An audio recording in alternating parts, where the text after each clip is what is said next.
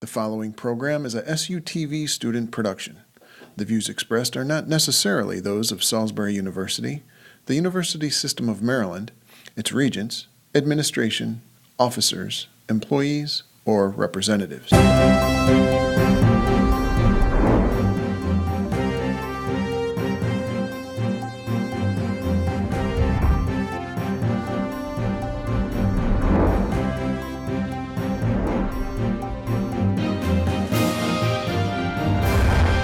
Good evening. We begin tonight's broadcast with a look at one of the biggest events in Salisbury, SeaGull Century.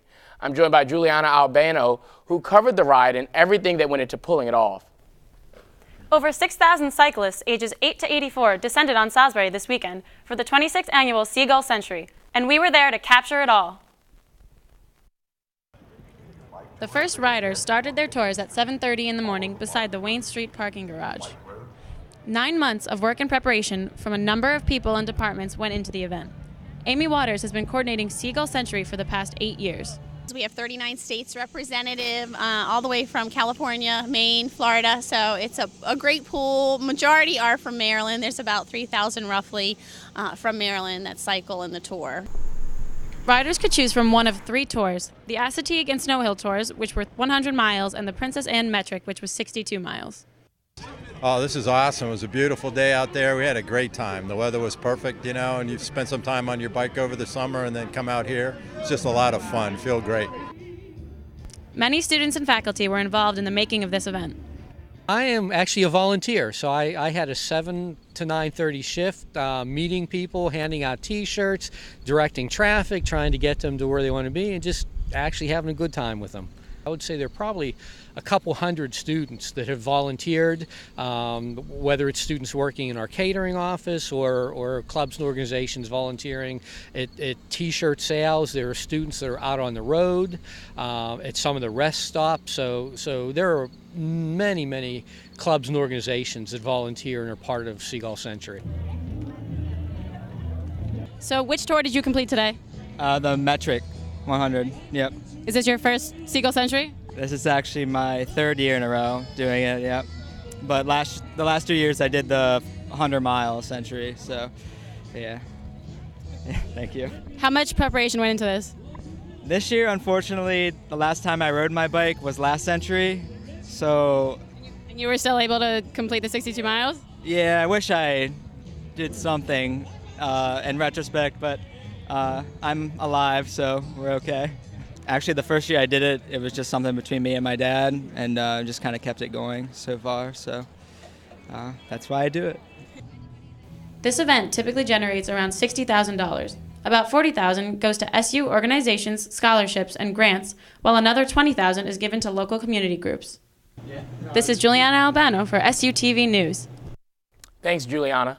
And Travis Nardell of SUTV Sports talked to some of the riders about the physical strength that's needed for this ride. Well, I cycle every day to and from work, and I think all of us are daily commuters, cyclists.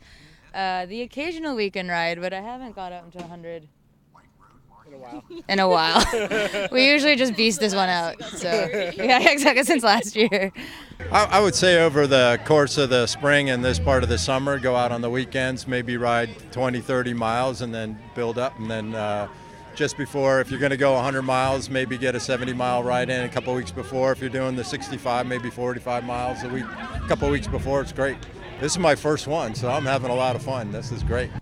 Longer rides, just, continually drinking water, keep some snacks in my bag, stay fit while I'm riding, just keep pedaling, you can't stop pedaling.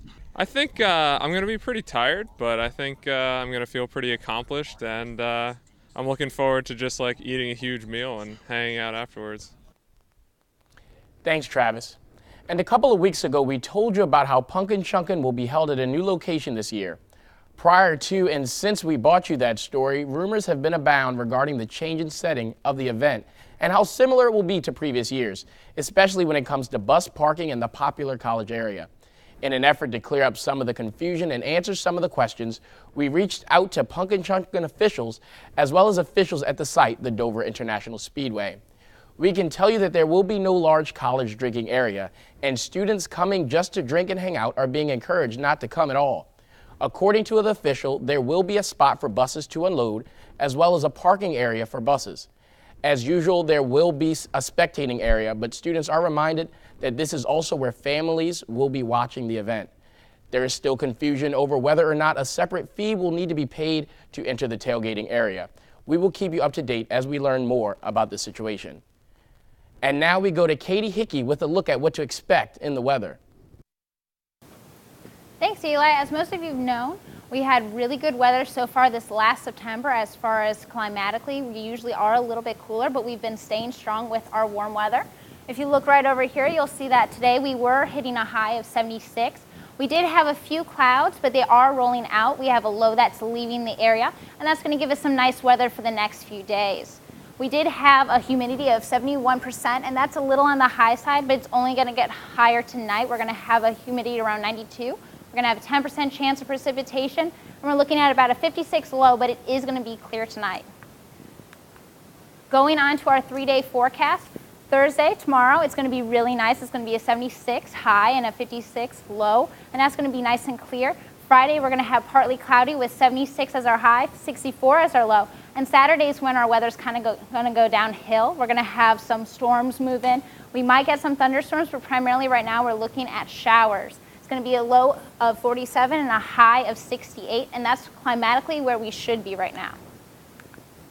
But as you can see, these are where the storms are going to kind of come in, and behind them we are going to have windy, brisk weather along with it, and that's going to bring us into our next week.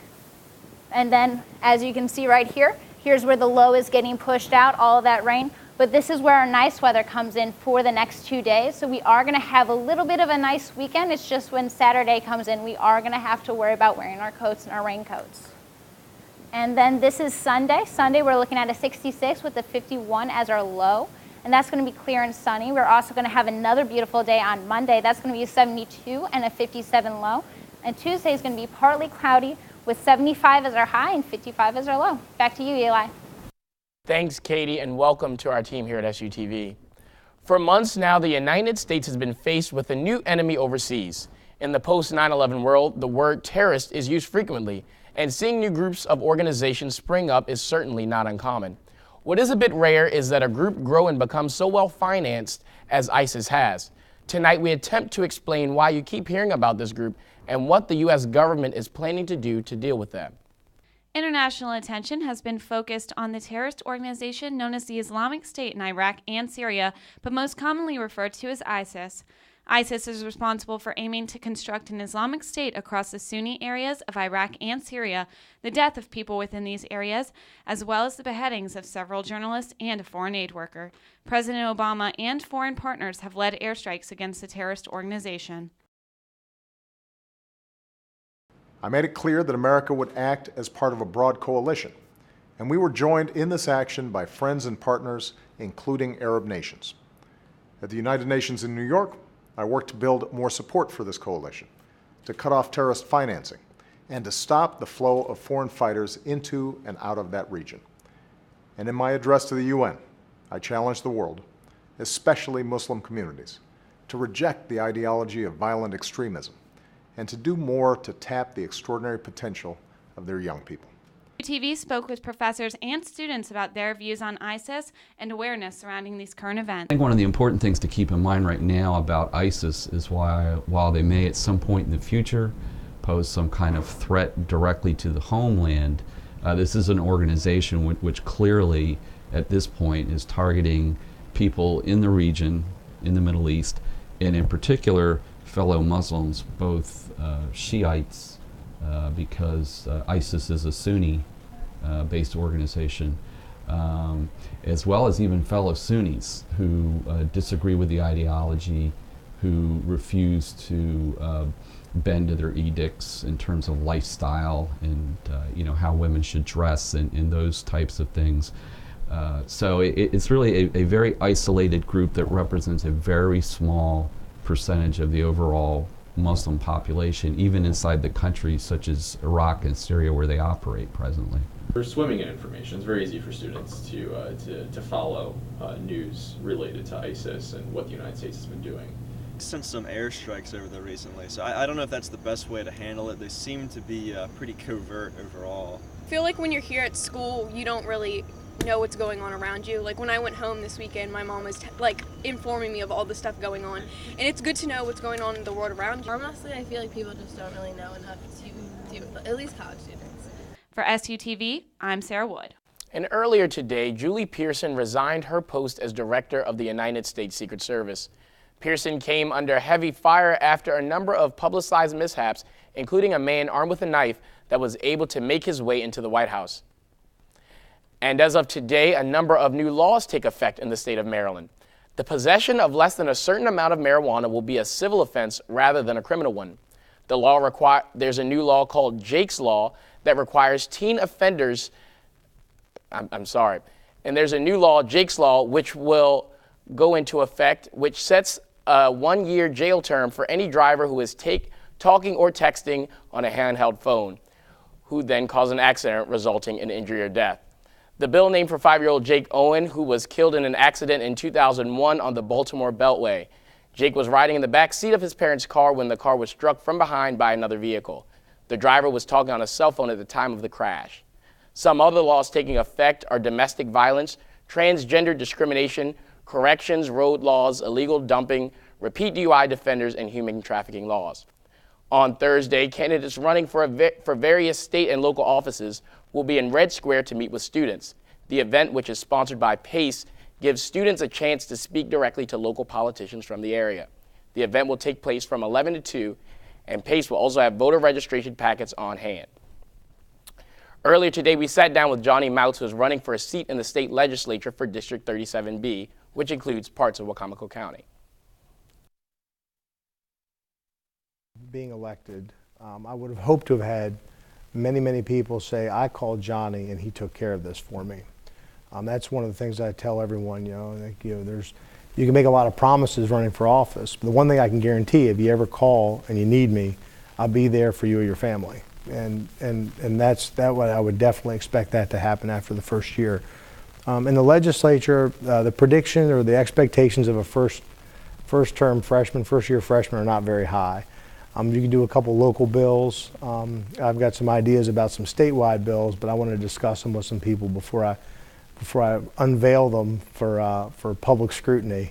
I believe in peer review, so I'd discuss those with some friends and some people that are involved in the different areas.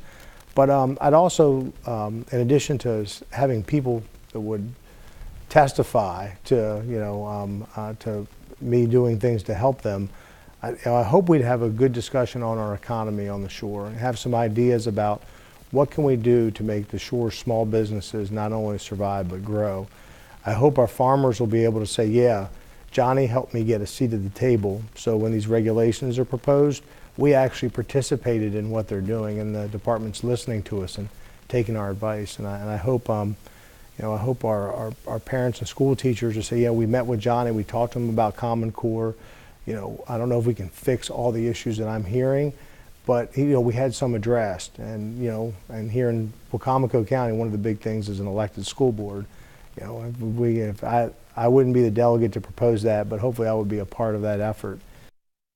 And tomorrow at around 12:45 p.m., the University Police will begin a test of the emergency alert system. The exercise will include an emergency siren, as well as text and voice messages. It will also be sent via email, office and classroom computers, the SU television system, as well as the family notification system. It was in this month in 1934 that the school's first president, or principal as they were called back then, Dr. William J. Holloway, resigned for health reasons. Dr. Thomas Carruthers would serve as the interim principal until 1935. This weekend's SeaGull Century bought out riders for a number of reasons. Some for that coveted shirt, and some for more personal reasons. You'll hear from some of them tonight. We get to be together from beginning to end, all the stops. We ride now for our daughter, Team Courageous. Our daughter's name is Corinne, and she just passed away in February. from leukemia. She's a 20-year-old junior at College Park in aerospace engineering and our only child. It's Women Supporting Women, and we've been on the shore for about 21 years. We are an awareness, education, and a support group for the 4 different counties on the Eastern Shore. Women Supporting Women has had a team here for about 3-4 years now, and we're looking at getting new signups for next year for 2015, so we want to be in this again. And now Jamie Potter gives us a look at what's in this week's edition of the Flyer. This is Jamie Potter with another edition of This Week in the Flyer. On the front page, Shannon Wiley writes about the event that brought 6,000 people to Salisbury University on Saturday in an article titled "Bikers Flock to Ride in 26th SeaGull Century." Jacob Troxel gives exciting news for the university in his article titled "Salisbury Stays on Track with USM Graduation Gap Goals." Troxel writes how SU is one of 4 University System of Maryland schools that has improved graduation rates and gaps. In the editorial section, Emmanuel Atufu writes about how we need to stop idolizing criminals in his article titled "You Have the Right to Remain Sexy." Atufu uses the recent arrest of 21-year-old Stephanie Boudon as an example. Atufu writes how the Canadian woman is facing 114 charges, yet all we can focus on is her beauty. In Diamond Holton's article titled "Jameis Winston, a True Heisman Winner," Holton discusses Winston's bad behavior off the field. Holton writes how he is representing his family and his team, and his behavior sends a bad message. In the Goal Life section, Bria Baylor writes about the 37 SU students who gathered for a photo shoot Tuesday for identifying themselves as anything other than 100% heterosexual in her article titled 50 Shades of Gay. Baylor writes how this was a part of the We Are You campaign that has captured faces from over 73 cities. To learn more about the campaign, check out this article. Megan Mahidi is back with student health in her article titled "The Dirty Dozen, What to Buy Organic." Mahidi states these 12 fruits and vegetables have the highest level of pesticides. To find out what they are, check out page 7 of this week's Flyer. That's all for this week's edition. Now to Eli. Thank you, Jamie, and that does it for this week's edition of SUTV News. Thank you for joining us, and we hope to see you back here next week. Good night.